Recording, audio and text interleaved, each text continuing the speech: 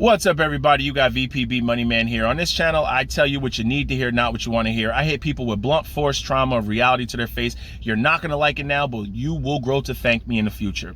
Have you ever wondered how some of these people drive these extravagant cars? Before we get into the video, like, subscribe, hit the notification bell, turn your post notifications on. A lot of people are able to drive these cars, but they're really not affording these cars. They're barely making the payments on these cars, and a lot of people, this is starting to happen.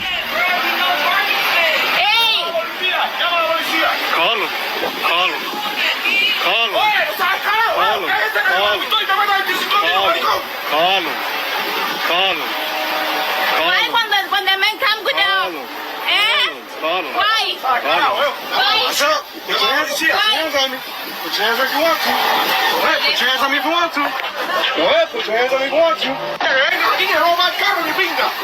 Don't act gangster. Don't act gangster. Don't act gangster. I'm telling you that, right?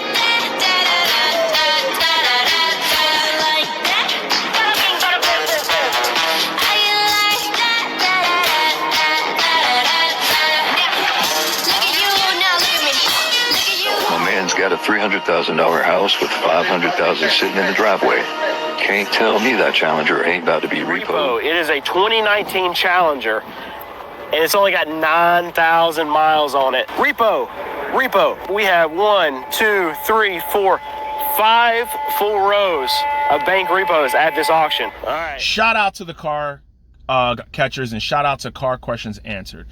What's starting to happen is people are starting to find out the hard way, and they're starting to get pinched with interest rates going up. A lot of these people wanted these cars. They didn't need these cars. What they did was go out and buy what they wanted instead of what they needed. You need to find the car that fits your lifestyle, and you need to find the car that you need.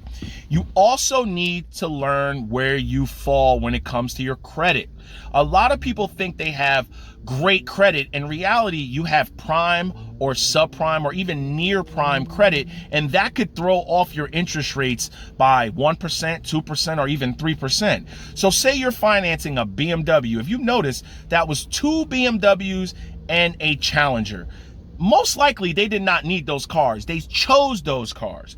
So you need to find the car that fits your lifestyle. So many people have champagne taste with beer money.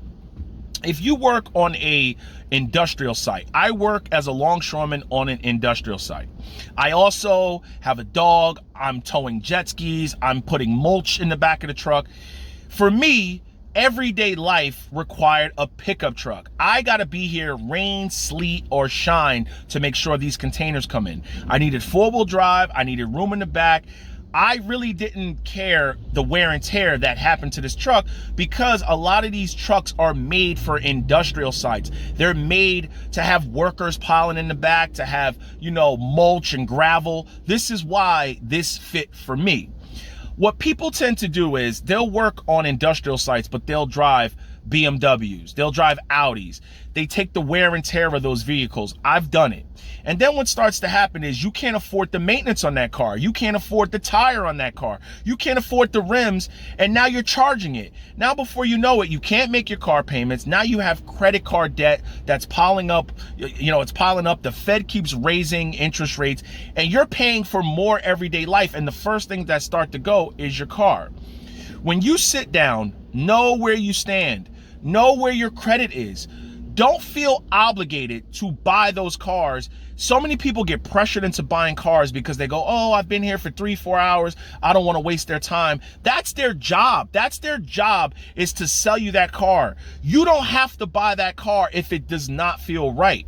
Buy used cars. Hold them. A lot of the cars these days are made to withstand so much wear and tear. A lot of your Hondas, your Subarus, your Toyotas, your pickup trucks, they're made for third world countries. If you go to a lot of these other countries, right, where the roads aren't as paved as ours, where it's gravel and cobblestone, they're driving Hondas, they're driving Subarus, they're driving Toyotas. They're using them as taxis and beating the crap out of them, and they have 200,000-300,000 miles on them. A lot of the cars that we send out of this country, we send them to other countries, and and they put another 100,000 miles on them.